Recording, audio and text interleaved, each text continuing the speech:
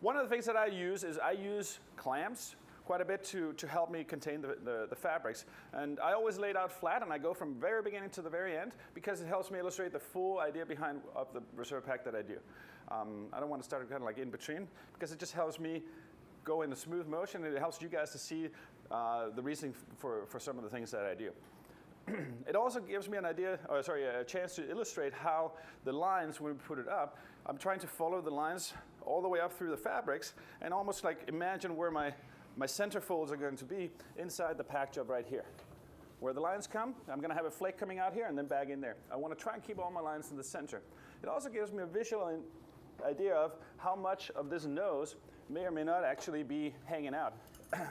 Sometimes we see that people are really, really adamant about getting a lot of nose exposed so you can see it, but sometimes it might be a little bit counterproductive to your pack job. So kind of play with that and find out a good way of sorting that out. The reason why I kept it at the top as well is because it makes it easy for me to hold everything together when I have it over my shoulder before laying it down and flaking it out. And excuse me. And it also means that everything's going to be symmetrical for me. It doesn't mean that there's anything wrong with packing without it. It's just my method, and I like to keep it the same when I do the seminars. If I don't have them, then I'll pack without them. That's just how it is. All right? Cool. I'm just going to get going right away. I've already set the brakes on it. I prefer to have the brakes set prior to, so I know that it's all good to go. I don't have to kind of go back and forth on that. There'll also be a couple of times where I'll say, at this point I might continue on one side, but I'm going to hop to the other side for illustration through the seminar here. So don't be alarmed by me hopping back and forth a couple of times. It may not be the most time efficient, but it's definitely good for explanations and such. And then lastly, if I limp a little bit, I injured myself a few months back. I don't have the best of balance, so I might kind of stagger a little. I might have to come up and get 5 minutes of breaks. I hope everybody is cool with that, okay? Sweet.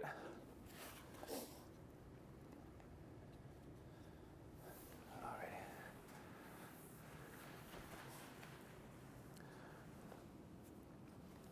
Always like to run the line groups up and make sure that my control lines are clear. It's just another way of double checking on the continuity of the canopy. Even if it's assembled correctly, I've been hanging, if it gets looped around, you could create a step through on it. So just always make sure of that.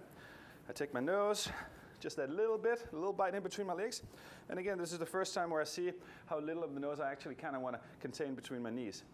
That translates into main canopy as well, where people a lot of times yank it out, and we have a lot of fabric in, kind of being a little bit counterproductive to our flaking. I flake my A to B's, got them in the center. B to C's, and my C to D's. So I'm just doing like a little bit of a rough flaking right here as I have it on my shoulders, so I have less to do on the ground. A to B, B to C. And as you can see, the inner folds are laying in real nicely just because I have my little clamps in place there. And C to D's. I'm going to dress my tail up just a little bit, get a little bit of flaking out. And the more you almost fold this nice and flat and get all the fabric even down on the ground, the easier it is once it comes up over your shoulders if you do this Pro Pack style preparation in the beginning. So people like to never get it over your shoulders, you just have it on the ground, and I like that too. It also means you have less to carry around on. Alrighty, spread it out on the nose. I'm ready to lay this down. And this is the time where, let me see, actually, I'm probably going to move my tools over so people can be right here.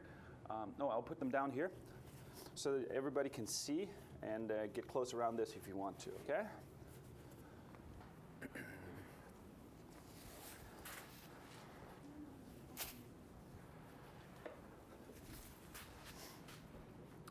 Has anybody in here packed a 300 before? I'm just going to move these out of the way here. Anyone? Yeah? What do you think? That's fine. That's fine. It's just tiny. That's all it is, yeah.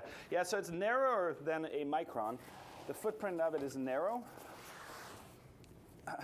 So we're going to try and reduce the width of this canopy to fit the size of the container in the free bag. All right. At this point,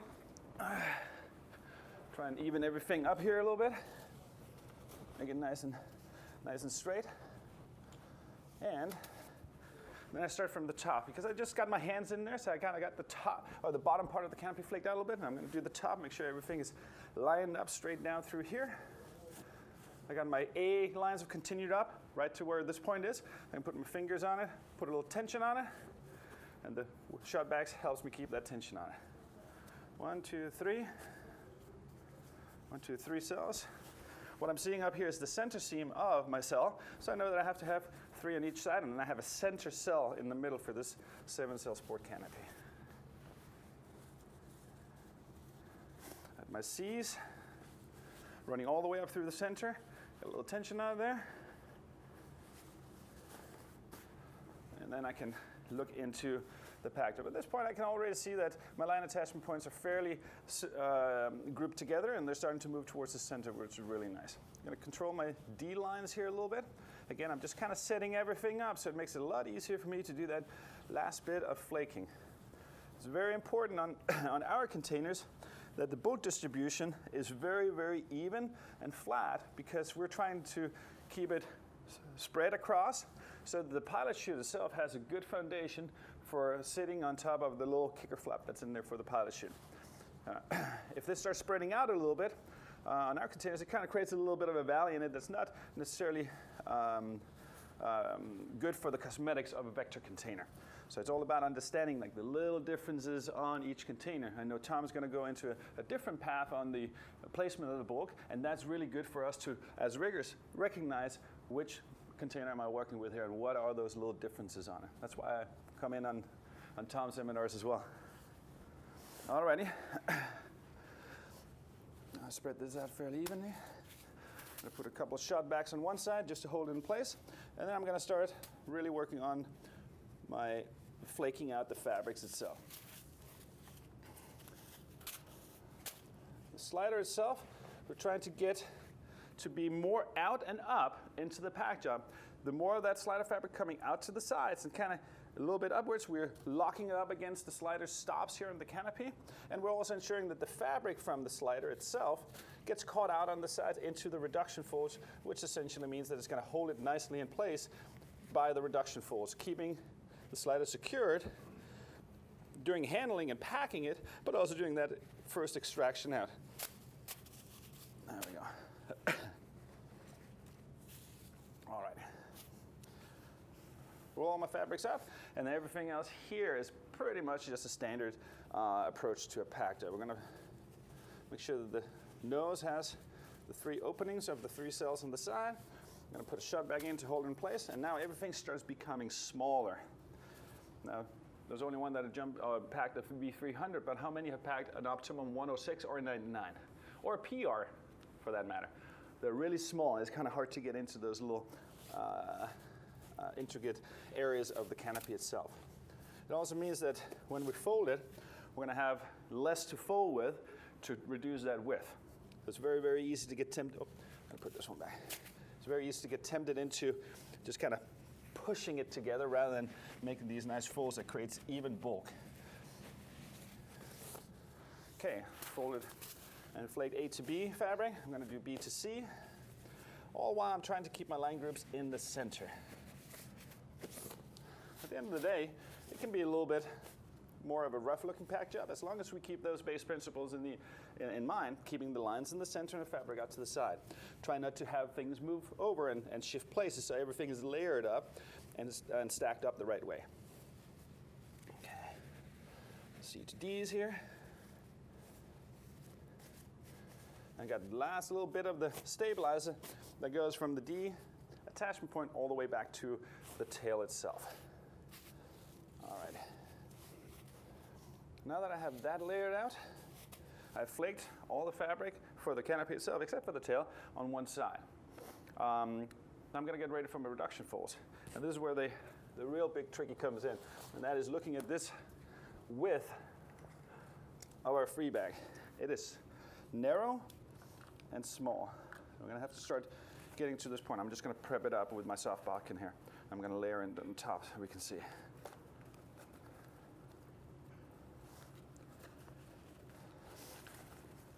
At this point, I'm going to try and get to that width. Now, if I look at it, when I have this flaked out really nicely, This width right here from the center of the free bag out to the side right here is actually a little bit narrow, a little bit shorter than if I was to just fold this in. So if I just fold one single fold in and really get it to the center on my reduction folds, I'm going to have something that's a little bit wider than the free bag. With this tiny little parachute, it may or may not work out for me. I'm going to have to kind of work it in, push it in. And if I push too much on the sides, it's going to start bulking up on the sides, and then I create that kind of drop in the center where I may or may not have enough bulk in the center. So I'm going to try and get around that a little bit by doing a little bit of a cheat fold. I'm trying to try and reduce the width of the canopy overall with my reduction folds.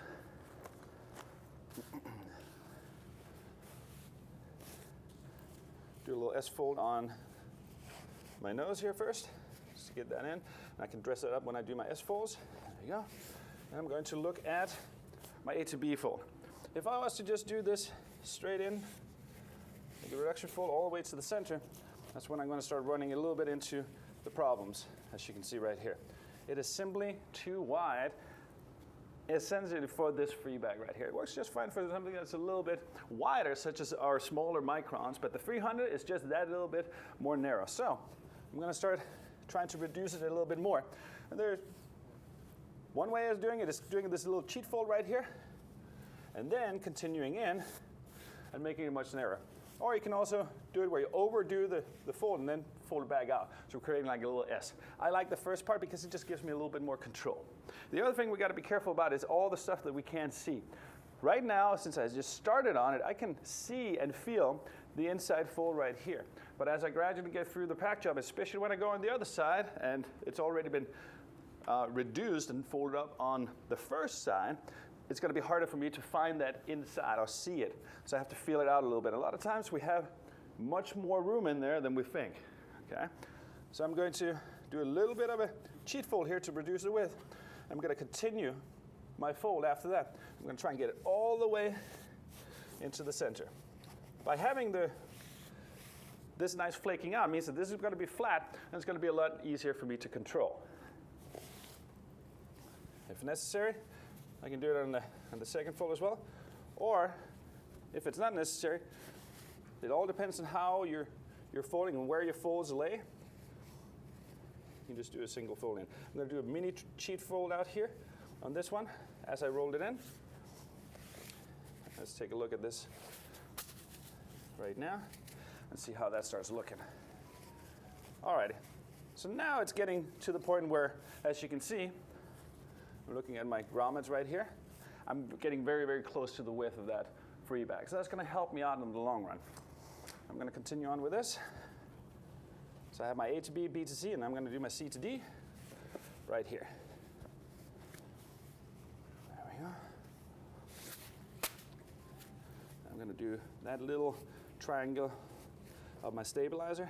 Give it a little fold back, make sure the fabrics aren't moved around. And at this point, I'm going to start finding out the limitations on my shut bags, because if my shut bags are too big, they might want to roll off. These just happen to fit perfectly. There you go. Compress it a little bit. I'm going to put this one on just to kind of keep it in there. Okay. From now on, sometimes I choose to move on with flaking the tail out as well, so that I only have to be on one side and then go to the other side. But just for illustration purposes here, I'm going to hop over on the other side, do the same flaking and reduction fold on the other side so that everybody can see it, okay? Any questions so far? Anybody who likes or does not like this, feel free to voice it at any point. You've got to remember the evolution of canopies and containers have gone through quite a bit from the original thoughts on flaking and folding. So used to just doing a simple reduction fold, simple S fold, and call it a day.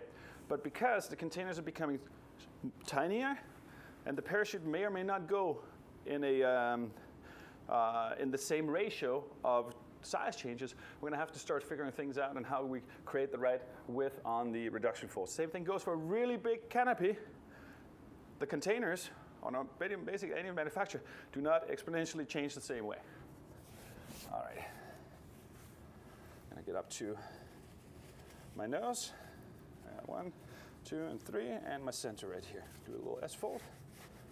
And inwards. Oh, actually I'm skipping ahead a little bit. I need to do my flaking out first. Sorry about that, guys. I'm gonna go back. I'm gonna flake out my A to B.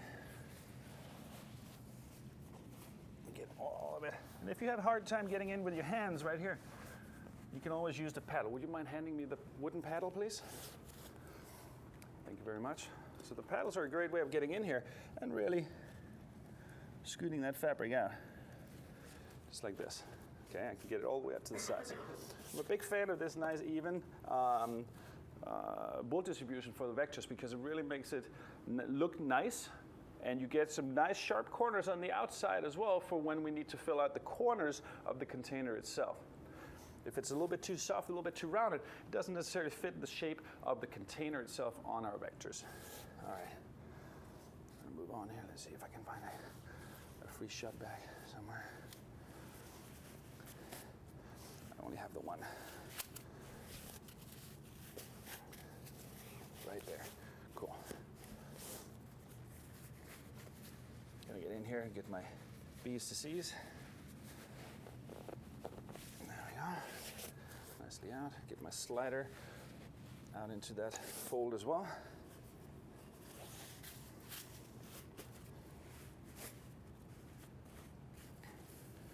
And my C's to my D's.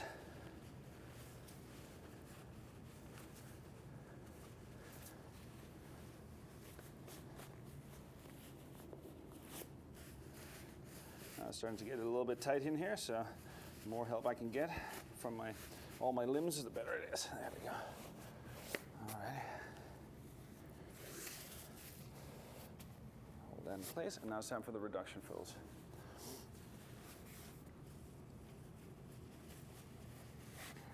Just pull in here. There you go. On a larger canopy, I find that because of the way that the fabrics move, I might have to go in and push this inner edge further in. So before I do my reduction folds, I kind of do one each of them. The ones I've seen me do it on the bigger canopies, I might recognize that a little bit. I really focus on, but the smaller canopies tend to be much easier layering up. And again, I'm going to try and do my little cheat fold right here first to reduce the width. Then I'm going to continue folding in towards the center, nicely in towards the inside fold there. There we go. And now I have a nice narrow pack job that's going to fit much better for that. I'm going to do a little bit here as I come in. There we go. Because the stabilizer is going to be hard to work with, I do that afterwards. There we go. That was my B to C, and now my C to D. I'm not forgetting my fold right here. And then just this little bit of stabilizer going from the D to the tail. There you go. Where we put the fabric that goes from, with all the seams that go from the D to the tail, it all depends on kind of your preferences. I know Tom and I do it a little differently as well. I take the flugel fold and I put it towards the center inside the tail right here, whereas Tom, I can't remember, do you do it outside or inside as well? Outside, yeah. So that's just a slight little difference right there, which is perfectly fine for us. Alrighty. Now it's time for the tail. The tail, I also try and keep centered with all my folds right here, folding in. And I have a visible seam, and I have a hidden seam right here. There you go. I'm going to slide this up right here and keep the seams in the center. Continue on up, right here.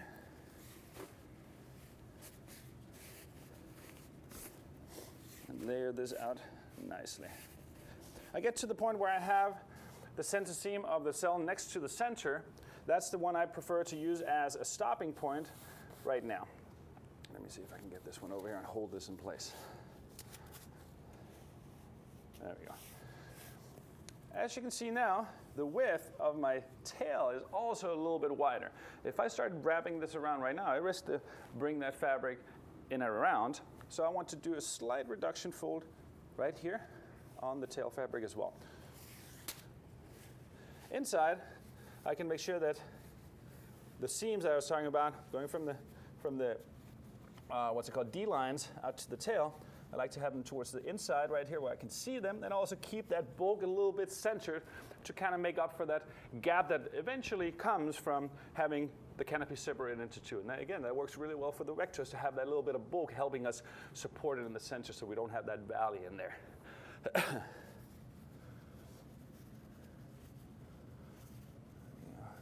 this out here. And it creates this tiny little flugel fold right here that I'm just going to keep in the center and put this out right there. All right, cool. Now I can reduce the width of my tail also. Let's see if I can do this without messing it up.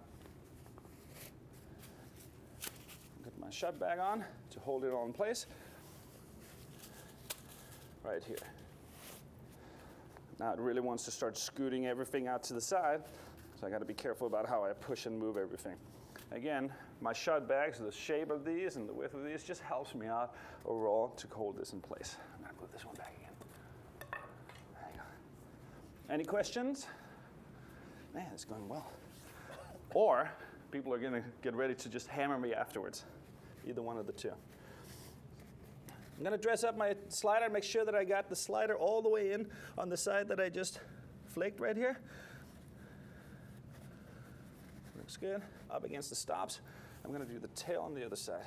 As you can see right here, it's starting to kind of work itself out a little bit. That's the danger about trying to keep the fabrics as close to the center as possible. We don't have that much room to work on. So always pushing it down like that really helps hold it. All right. Tail. I'll flake it out. Again, the paddle could be helpful if needed. Let's get all the way up in here. We're still flaking it out. Seam on top of seam to keep our lines in the center. Control lines in the center right here.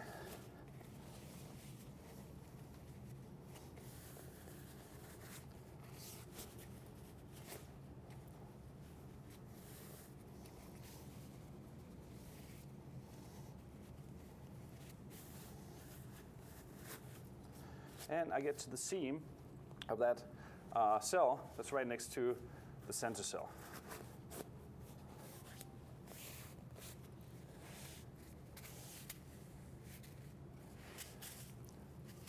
Check inside, find my D lines right here, and I'm going to follow the seam so I can keep that centered right out here. Also means that I know that they're not floating off because I can see my C lines, I can see my suspension lines. I'm creating this little bit of bulk in the center here for the flugel fold. There we go.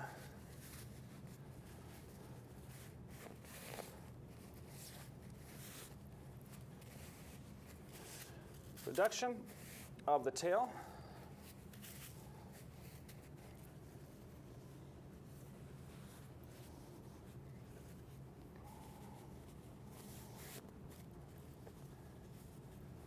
There we go. Nicely placed. Put my shut bags on to hold it. And then just check on that slider fabric. See, it kind of scooted out a little bit. I'm going to move it back into the reduction fold there. And then just a visibility of that slider right here. All righty. Got all my D's right in the center right here. I can also feel further down, there are all my C's right here. These are my control lines. Let's see if I can feel my B's. My B's are right here, and they're in the center on both sides. So it gives me a little bit of that feeling of the things that I can't see. If I try and see them all, A's, B's, C's, and D's, everything's going to stage up just like a stadium, and it's going to start spreading out. It creates a little bit more of a valley in the center, and it also spreads the size of the pack job, so that means that I need to push it further together. So just be aware of that. It's good to see it, but then start working it up so it layers up, and trust the feel that you have for the placement of those lines. All right?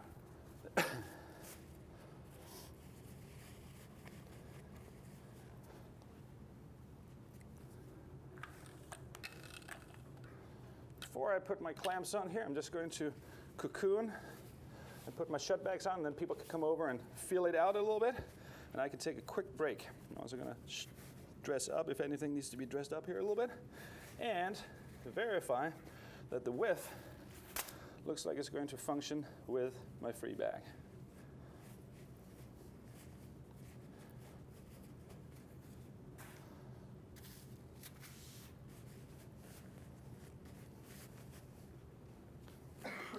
trying to cocoon by wrapping fabric around, not to pull and tug and destroy what I just did.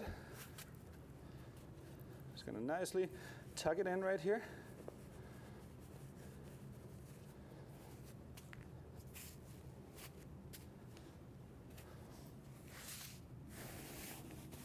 Shape it up on the side and hold the sides of my pack jump right here as I cocoon it. The more I pull on this, I might start bringing things out from the center that's going to bunch up, and I'll have this thick, puffy pack jump that's not going to be beneficial for creating the shape on our free back that we're looking for.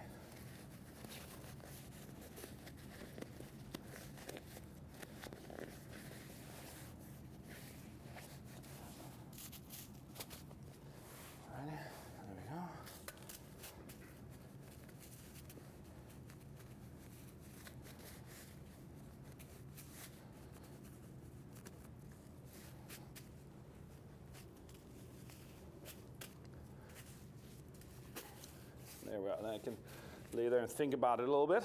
I'm going to pop this free bag on top to illustrate where we are on the width, so everybody can see that.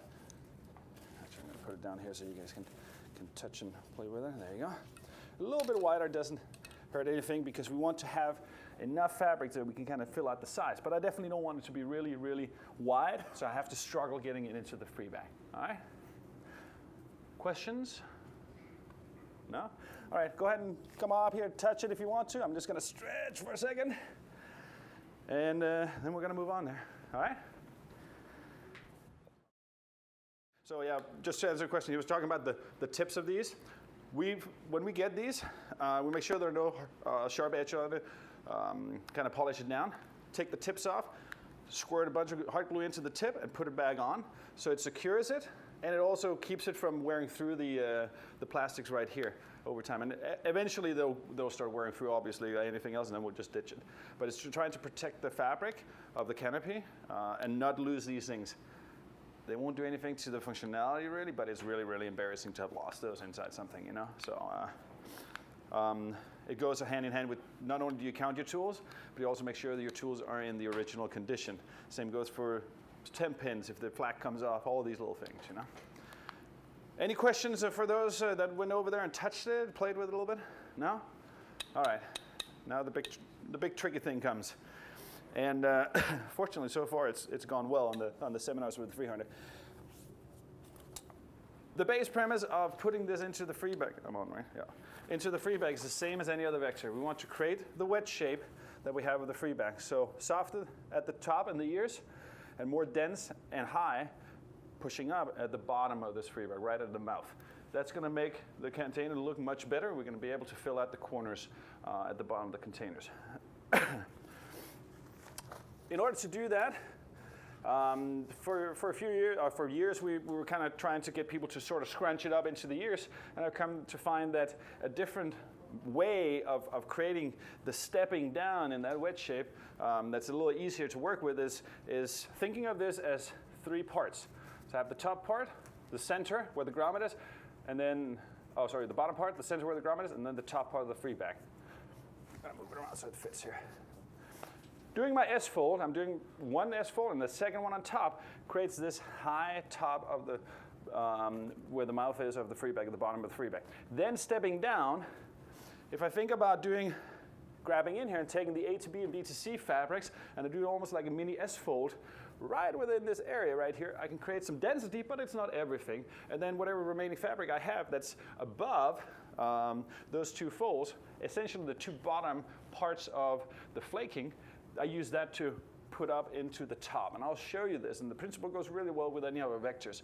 And it also makes it a little easier to control the fabric rather than just kind of scrunching it together and hoping for the best when we stuff it up there. And the biggest advantage to it is that I can judge the height of the free bag. So say I pack a Micron that's one of the longer Microns, 314, 316, 319, I can actually create a little bit more of a visual indication of how tall is this pack or how short it is if it goes into one of these, okay? So I'm going to show it here, and if anybody wants to come real down and look into it, then you're more than welcome to. I'm going to kind of show it step by step, and we can also try and get it up on the screen up there, okay? Cool. The grommet is in that center third part, so we don't want to create the first two S-folds so tall that they're going to go over this space right here. Because now we're going to be fighting against it. We're going to try and stuff something into a free bag where there is a soft bucket in the way and eventually a loop. It is counterproductive. It's not going to help us out at all. So be very aware about how tall you make that first S-fold. All right? This especially goes for bigger canopies, tandems, etc. That they end up being really tall. Everything looks great, and then when you try and put it into a free bag, it's almost like you come to a stop, and then it just turns into a bit of a fight. All right. I don't know if you guys can see it down here, but you're more than welcome to come up here as we go. I'm just going to put these clamps on for now, just to hold this in place. So I'm back to my standard method. There we go. Okay.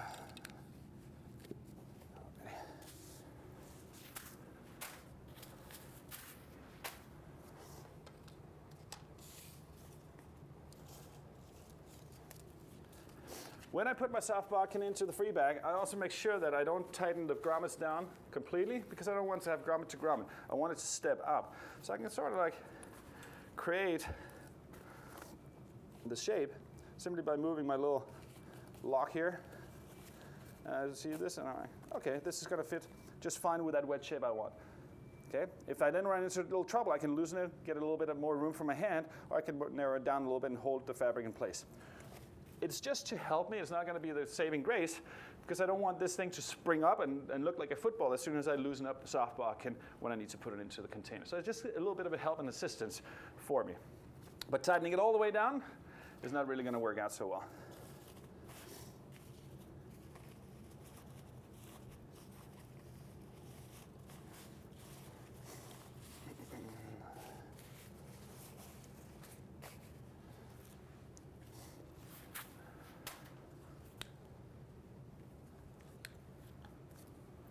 Doing my first fold, I'm going to try and get something that is about as tall as this, but not quite. The reason being is that when I do my second fold around, the width or the thickness of this pack job is now going to go around the first S-fold. So if I make it fit perfectly, and I do my second fold around, it's now going to be taller, again, working against me putting it into the free bag. So I want to make it a slightly short S-fold right here. I like to put the grommets a little bit back from the fold itself so that the pack job itself can hold those grommets in place. If I put them too close to the edge, they're going to want to spill out the second I start moving this around, okay? And look at this. There you go. There's my line through. And it's pretty, it's not as tall as that, so that's going to help me out. I'm going to do my second fold. Right on top. And now this important part, I'm going to tighten it up and scissor it. You're able to see that up there? Kind of working against. I'm pushing the paddle one way, I'm pushing my hand the other way, really tightening this up. It's going to help this stay the shape and the height that I want for putting it into the free bag.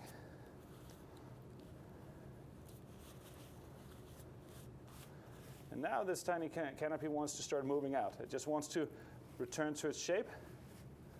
So I'm going to do my S-fold of the nose on one side, S-fold on the other side. Spread the center cell nice and even, like this. Just going to check that my slider grommets didn't move out of there. Nope, they're good.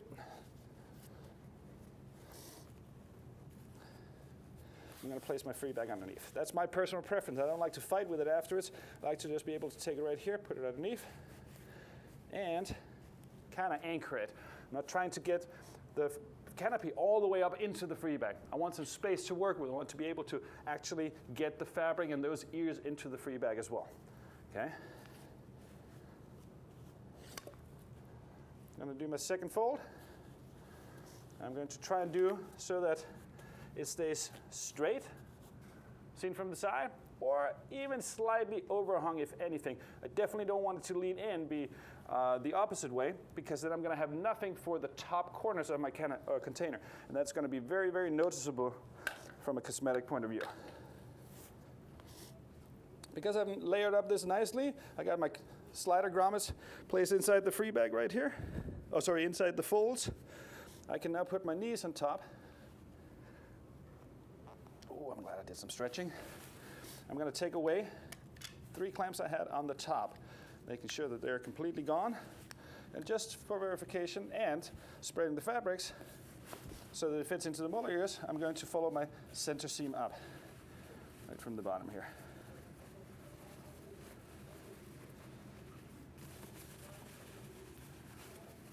All right, now I have that clear. I'm going to start pushing it to the sides. If you want to move around right here, you can see it a little bit.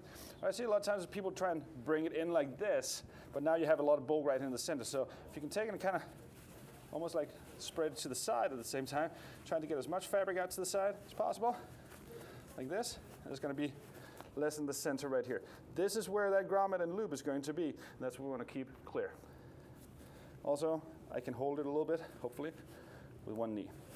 Now I'm ready to step down and stage down the ears of the free bag. I have the fabric coming out right here. If you want to go to the side right here and get a view in there, I'm going to locate my A to B, B to C folds right here. I'm going to take those, and I'm going to use my hand, my 4 fingers of my hand is going to be the center part. Actually, it's going to be free because it's a tiny canopy. They're going to be the center point of my S fold. I'm going to use my thumb to create a corner. I'm going to do this. There you go. And now I've created a little S fold here. Everybody see that? Anybody did not see it? I'm going to do it again. So I'm going to take it right here. I'm going to S fold it in. And now I have something that is very dense right here. It is going to step down. Right now it's even, but you can see it's stepping up almost, so that when I put it down, it now starts wandering down towards the top of the pack. And then I take whatever is left up here and do a nice little fold back right here. And it's not as dense as that kind of standard. It's very nice and soft and squishy. It's not as dense as a standard folding everything back, and I have it more contained now. It also means that I can start moving this into the corner of my, the ear of my free bag, like this easily, fully controlled, and hold it in place, okay? You want to hop on the other side? Do you have room for that? We'll do it on the other side too, because I found that this is very, very beneficial to show. All right. If anybody wants to come down here and kind of see it for themselves, you're more than welcome to right now. Or if that up there is good, I can't see it, it's behind me right now. So once again, I'm going to take A to B, B to C fabrics. I'm going to do my little S fold. I'm going to have my 3 fingers and my thumb. I'm going to do an S fold right here and hold that nicely in place right there. Then I'm going to move on and get my top, fold it back. And this is where you can, as you can see, I can make it long or I can make it shorter. So I can really, really shape this up so I don't have to fight it once I put it into the free bag. Now I have this nice little ear. It's soft at the top and it's more dense, and then I got the top where it's really dense. I'm going to put this into my ears of the free bag, just like this. And as you can see, it just wants to move in just almost by itself. There you go. Okay, I'm going to move around right here, so just be careful. Hold your fabric in place. Try really and maintain the folds that you did first. At the mouth of the free bag, we don't want to start pushing just on the top one, creating that slight underhung sort of shape of it from the side, because we will miss all the fabric for the corners. Hold it in place and then start working each side back and forth, step by step, by holding everything together.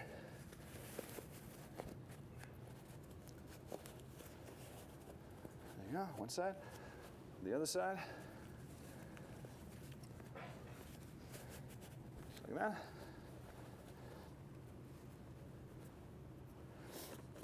And there's my closing for the free bag. Little flap.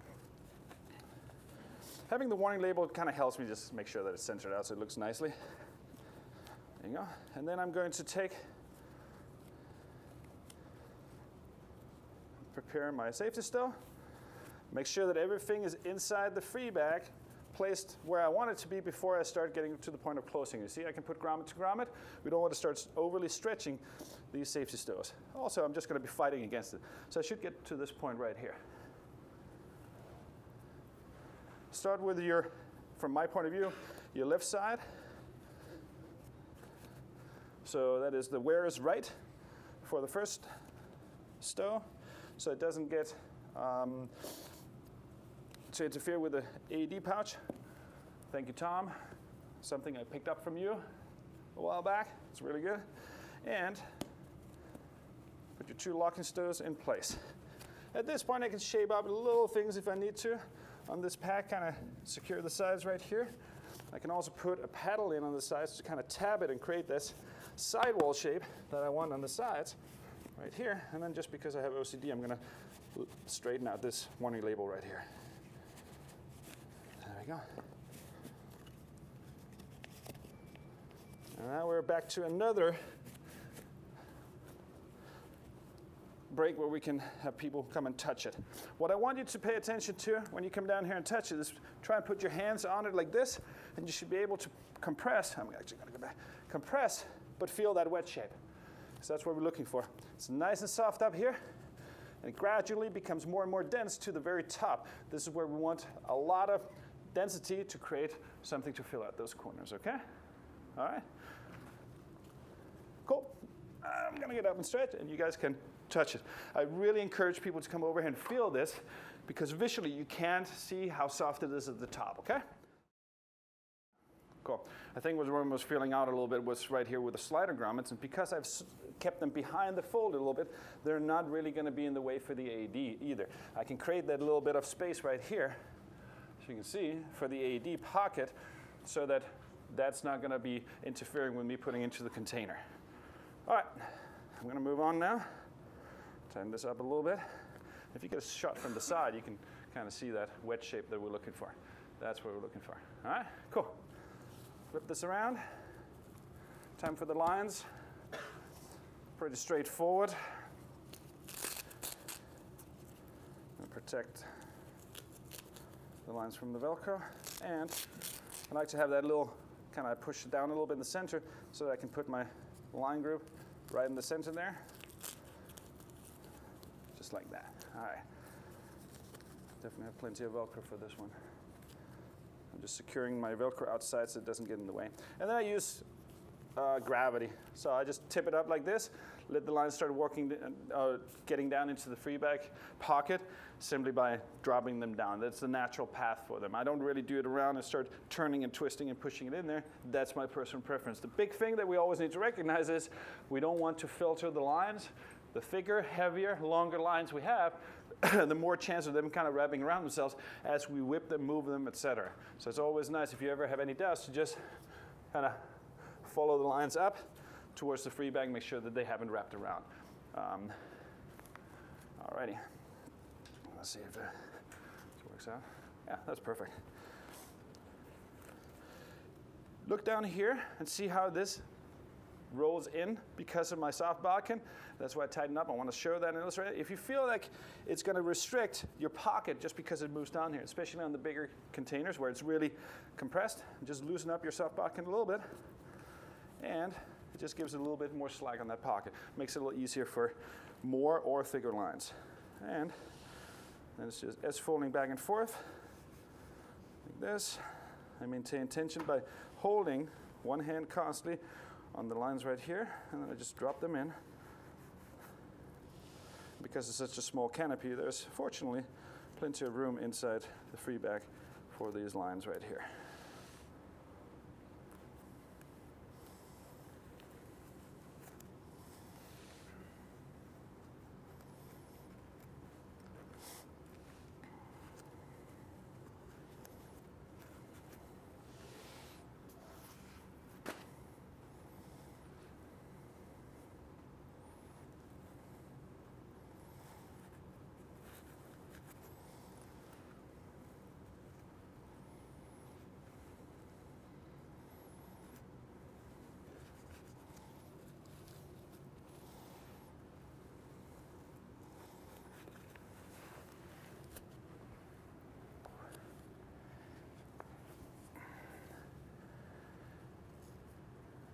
Good to put the lines in, so you can always extract a few more if you need to, but we're not trying to keep as many as we can in here. We still need to have a little room for the lines to run naturally into the container, so they're not trying to force the pocket open.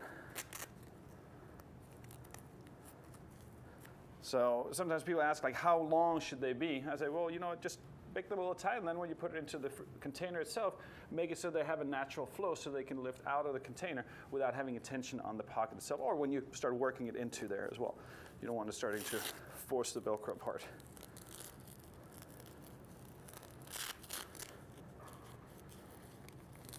There you go.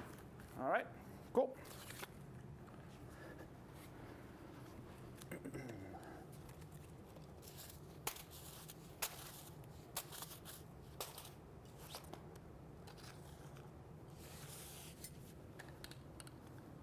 Going to sort my tools so I know where they're all at.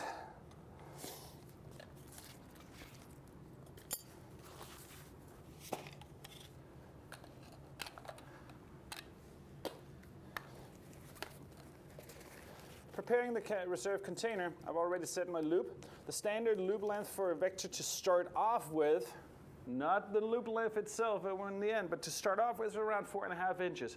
Give or take a little bit depending on your packing method, bolt distribution, size of the container, full fitting, standard fit, canopy, etc. So that's a good starting point. On the short, thick containers, you might have to add 1/8. On the flat, long ones, you might have to take off 1/8 or so. So it's kind of like comes down to the evaluation as we come along. All right, but a good starting point is 4.5 for a sport container.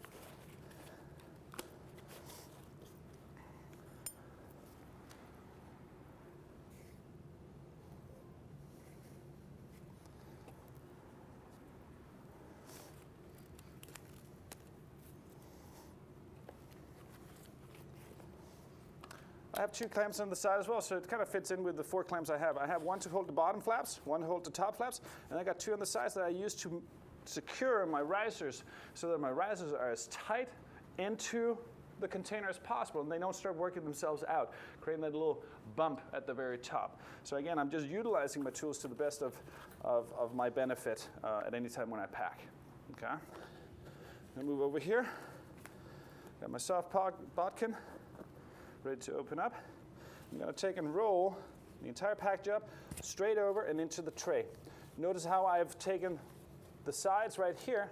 I've taken the binding tapes that secures the corners and I've rolled them out so that the container has complete straight edges right here. I'm trying to get into the corners. I'm trying to get it to sit as close to the back side as possible.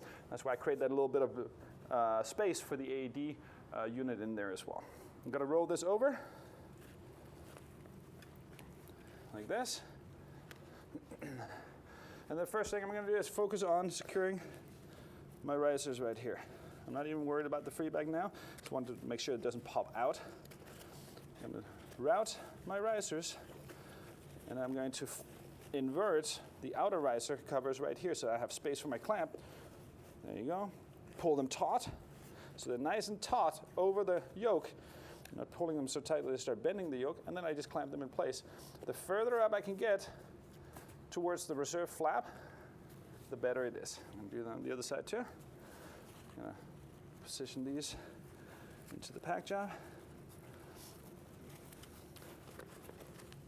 Invert that riser cover right here. I'm going to, you'll also see that I fanned them out. So they're just fanning out. As soon as they come into the container, they start fanning out, so they're separated, and the loops, the soft links aren't stacked up on top of each other. The end of the resin, the soft links, creating more bulk. So they're fanned out. Pull it taut.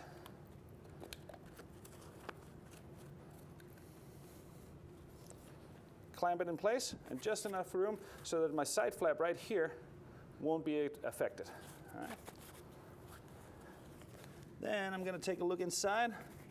Sure that everything's layered up nicely with my fanning out. Make sure that my line groups are staying clear of the Velcro. I'm going to take my my pull-up cord for the closing loop, put it through my soft bodkin right here, and lay it down right here at the top. Come on, there we go. At the top of the container. I am placing the top of the free bag right here so it fits with the attachment of the number 2 and 2A flap. That's kind of my guideline. Notice how that means that it's almost sitting on top at the bottom, sitting on top of the container. That's because I want this fabric to go into those corners. Now I've secured my placement. I'm going to put my knee right here. Take a look inside. If I need a little more line out just to kind of give the space so it doesn't put tension on. Bless you. And there's my AD, and there's my little indentation for the AD pocket. I started working that past the AD, and now I'm going to try and take each of the corners down one at a time. I want to think about grabbing around the top one, but instead of grabbing it or pushing on it, I'm going to use my fingers and push on the bottom one to get it into the bottom of the container. I'm going to start with this side just because it's easier for me to start with. So I'm going to hold it like this. I'm not pushing it here because that compresses everything. I'm going to lose this fabric that I want at the top, but I'm just going to work the bottom down. First one, and then the other side. And then back and forth right here until I get it down into that corner of the reserve container. And because it's such a small container, I have to kind of work it back and forth a lot. It won't just happen in one push. But the big thing is that I'm not trying to force these two folds right here into the tray. At the same time, I'm going to start looking at my bottom sidewall and try and create a straight up, as straight as possible, shape of this sidewall. The more it rounds, the more I've taken away from those corners, and the more it's going to affect the cosmetics of the container itself. I can feel down here. Okay, I need to get a little bit further down. There we go. Now I got fabrics down there. Feel over here. Just a little more. I'm going to use my thumb to get it down. There we go. All right. Then I'm ready to start closing, putting my pull-up cord through my AD cutter and the grommet.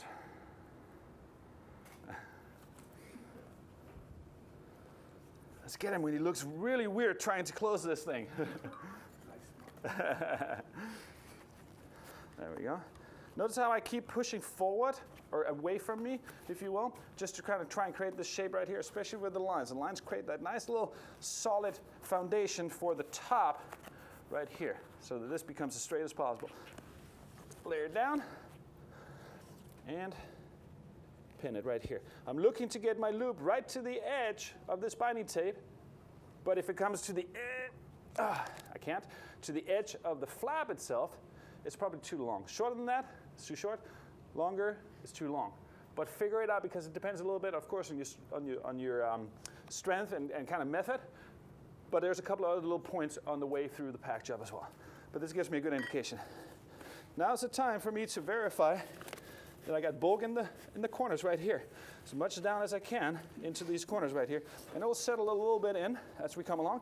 But up here, having and visually can see a little bit up here helps me out for the cosmetics of this container right here. We'll get back to this red center flap in a second. I'm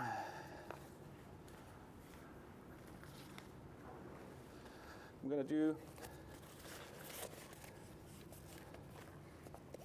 a V-fold on my bridle up till I need to attach my Skyhook.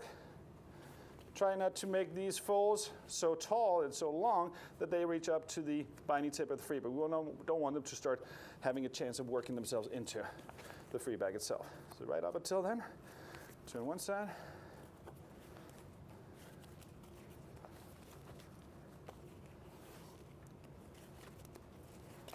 Two. And actually on this small container here, I have enough room to make even a third one. There's a little construction mark here that's always nice to use if it hasn't worn off. To kind of give it a little bit of a guideline here. There we go. Fold out to the side. So now it's held in place by the number 1 flap. And I'm going to make sure that when I close my number 2s that I don't accidentally fold this up and scrunch it up like this because it creates bulk, and that's not what we want at the top. We want it to be nice and soft up here at the top, maintain that wedge shape.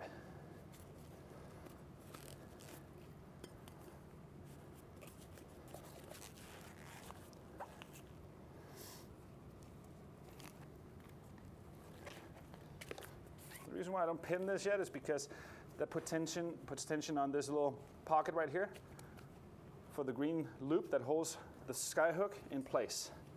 We also have the red Skyhook lanyard. It needs to go on the Skyhook, if I can. And then it needs to be secured with seal thread. Make sure that the Skyhook lanyard, the red Skyhook lanyard, is taut from the Skyhook to the pocket.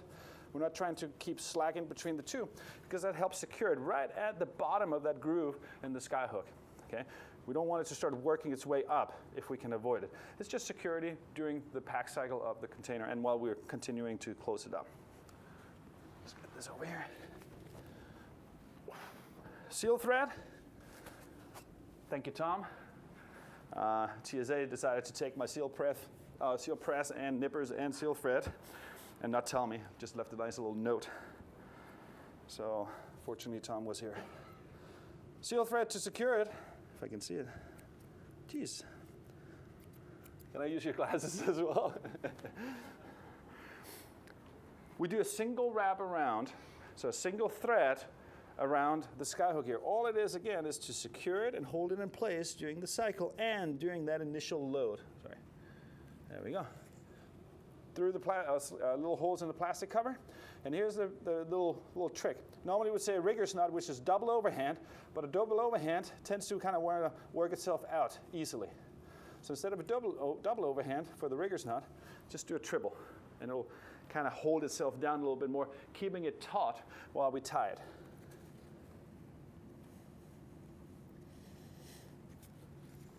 That does not mean 3 passes. Single pass. 1, 2, 3 on the overhand. So you can see it holds it much better. And then surgeons and locking. There we go.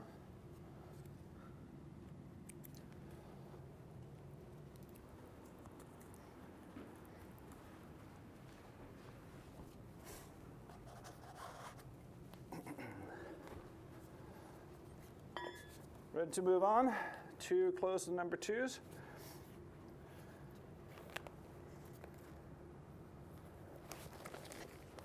Again, making sure that the ears of the free bag don't fold back on themselves.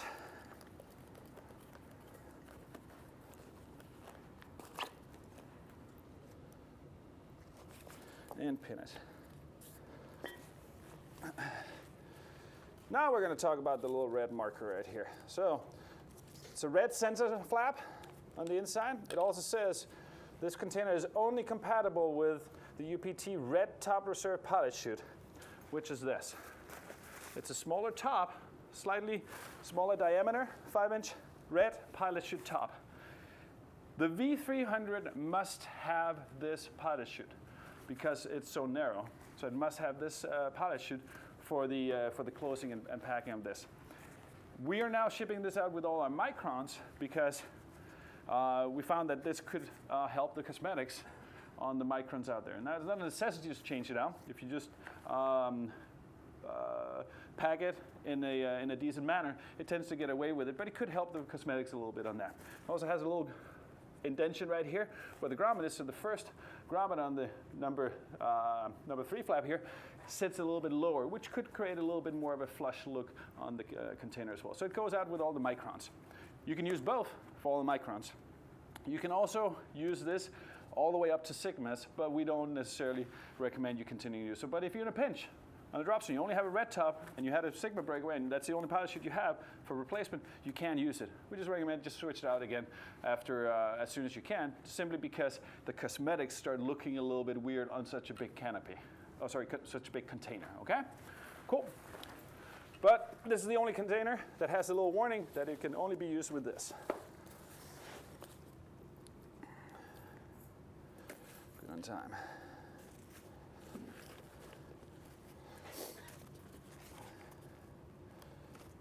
When I get ready to fold my bridle up here,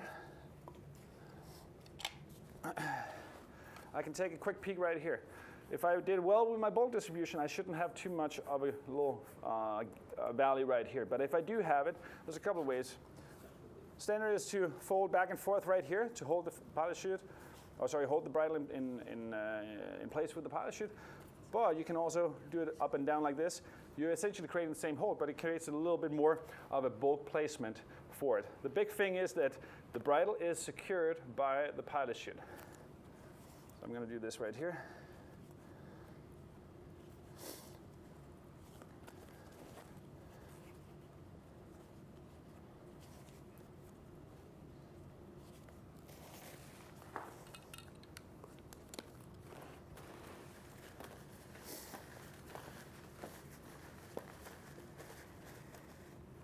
And as with any of our container systems, the second we start putting that pilot chute on, start working it into the pack job, meaning that we're compressing the fabrics that we've just had out and aired out and moved around, then they're starting to compress itself. The more we can do it during the packing, the less it's going to do it during the cycle after the pack has been completed.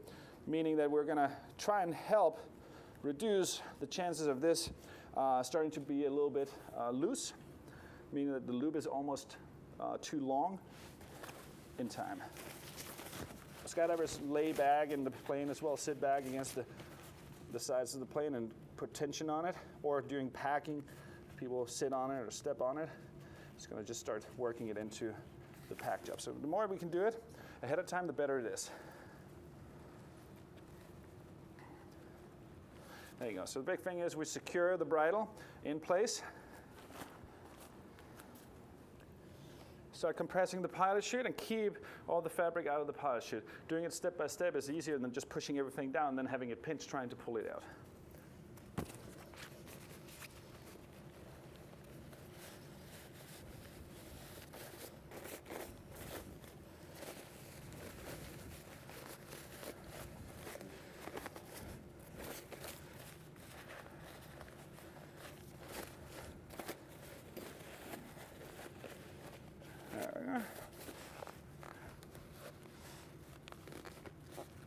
And normally I put both my knees on here, but since this is a smaller top, it can be a little bit tricky.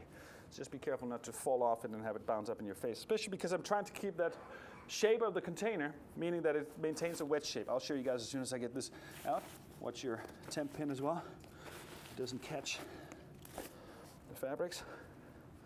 And at this point, on the pilot chute, we should be able to get the loop about 1/4 to 3/8 up through manually, and it's a good length of the loop.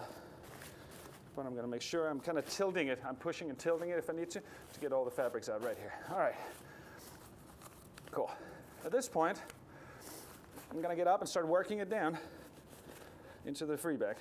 On your knees or on your hands, either way, just use the weight of your body, like this, to kind of work it down into the pack job. Secure my bridle, make sure that it doesn't interfere with the flap there, and I'm going to fold up pilot chute fabrics, either accordion fold, back and forth like this, but it can be a little hard to control, or half and half. We're not trying to roll it, we're just doing very soft half folds on it. There you go.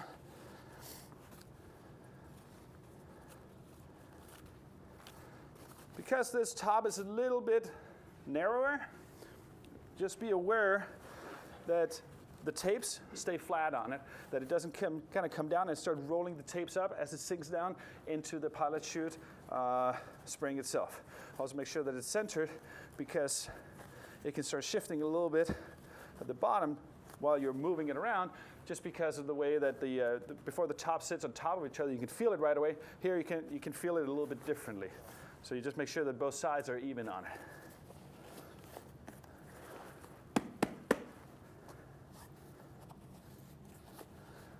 I'm going to grab this one right behind you. There you go. Okay. I'm going to use my tools so that I don't have to overload my back. And also helps me protect my grommets, because I can alleviate the pressure before pulling the temp pin out and putting it back in. The more I can work it now, the better it is. Oh, there you go. Guess we didn't have any sound problems. It was muted. Put a little tension on it, take the tension off the pin, and I pop it out, just like that. knowing your tools is key. If you use any type of tension tool, torque tool, etc., know the strength of it. Tom, would you mind grabbing the plate up there? Actually, both of them, please. Yep. This is a normal plate at the bottom of the reserve tray for anchoring the reserve loop, and this is one that has been used with a tension tool, okay?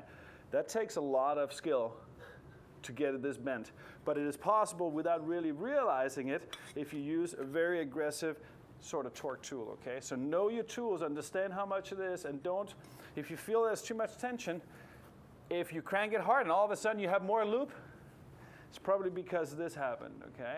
And it's not very good for the equipment, obviously. Also, all that tension that is necessary to bend this can be transferred onto the pin, causing a hard pull. So technique is much better than pure force, okay? All right. I said as I start banging it.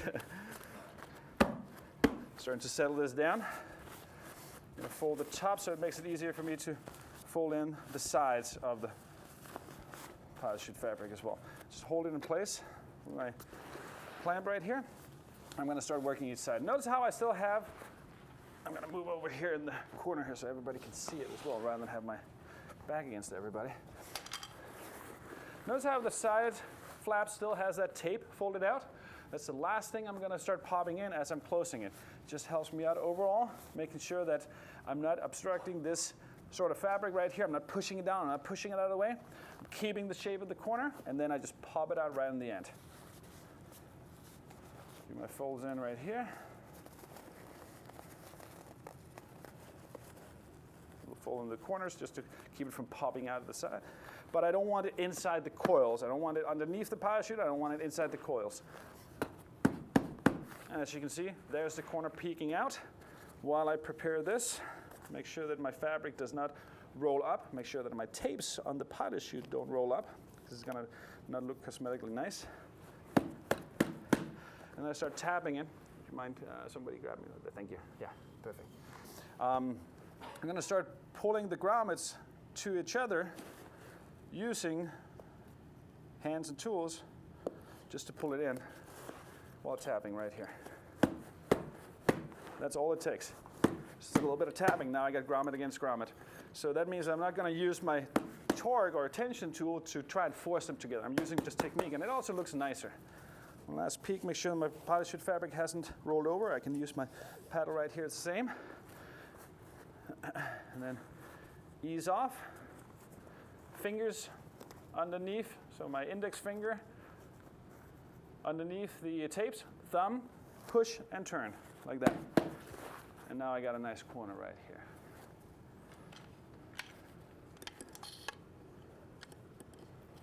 Since I already put the grommet to the grommet, everything has already been worked, and I can see that they just line up right to each other again. So I'm not putting excessive amounts of tension on right here. Tilt it to get my pin out and close it up.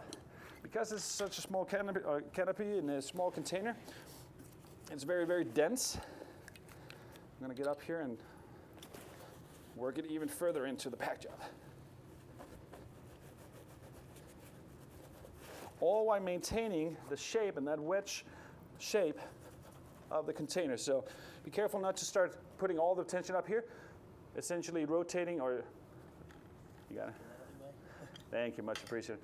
Tilting the pilot chute, we want to keep that. If you have a hard time keeping this angle, put a shot back underneath it, tilt it up like this, so that the back pad is the tilted part, not the top part, all right? I just like to have it against the floor. It keeps me aware of the shape. Okay.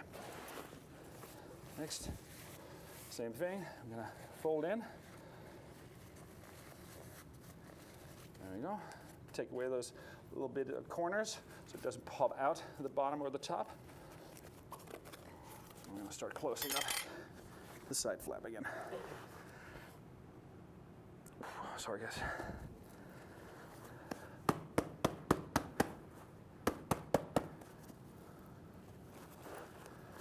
Again, I have this kind of sitting right here.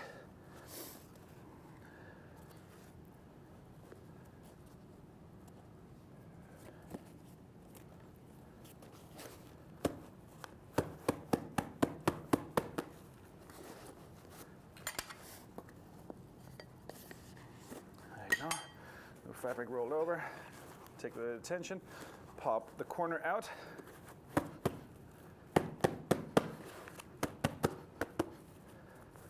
See, my parachute fabric is kind of a little bit visible here, so I'm going to get that rolled or folded in a little bit more. There we go.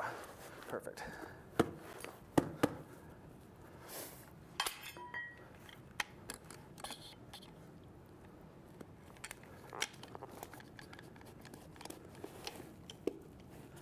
Put my grommet to my grommet. Yep, they line up. Take off the tension, the loop through.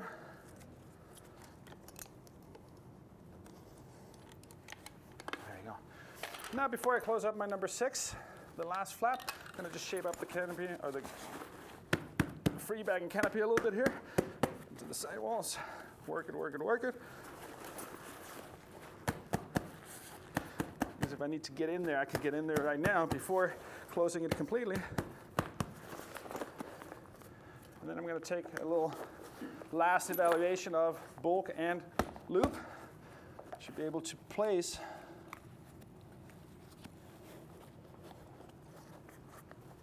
number 6, straight down like this, nice and flat, grommet to grommet. If it has a bend like this, chances are there's too much bulk at the top. So that's a learning experience for any rigger out there. These should be flat and easy to close, basically putting them by hand, grommet to grommet. All right, last bit.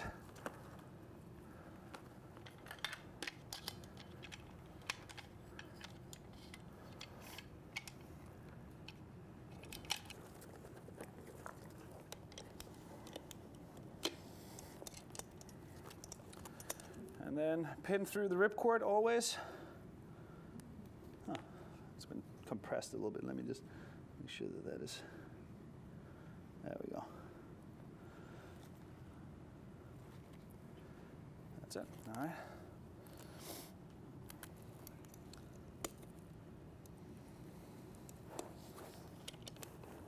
Pin it up.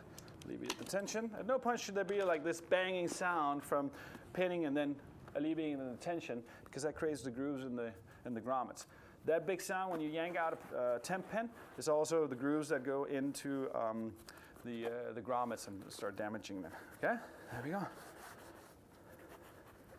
So I can feel there's a little bit of, no, that's actually pretty good. It's like a little bit of bulk right there, but if there's anything I feel right here, I can open it up again, fix it, and then close it up again on these smaller ones, because everything is kind of noticeable through all the fabrics right here, okay? Cool. Any questions? No? Hooray. Came in the first time. I'm just gonna shape up the rest of the container right here. We got some time, and then take 5 minutes, and then we're gonna have just an overall questions about this particular container or packing itself, if there's something that you're kind of thinking about. Always shape up the container afterwards. The more you do this on the free bag itself, ahead of putting it into the container, the easier it is. But as we're constantly working it, we still want to keep everything nice and straight. Don't bang on the AED if you can avoid it. Just kind of massage it in there. All right, there we have it.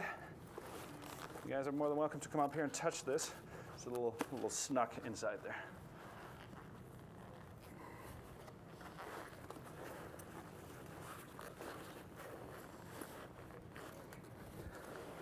Was that? Was that, sorry? It'll fit you, but not the parachute? What? Yeah, there you go. All right. Cool.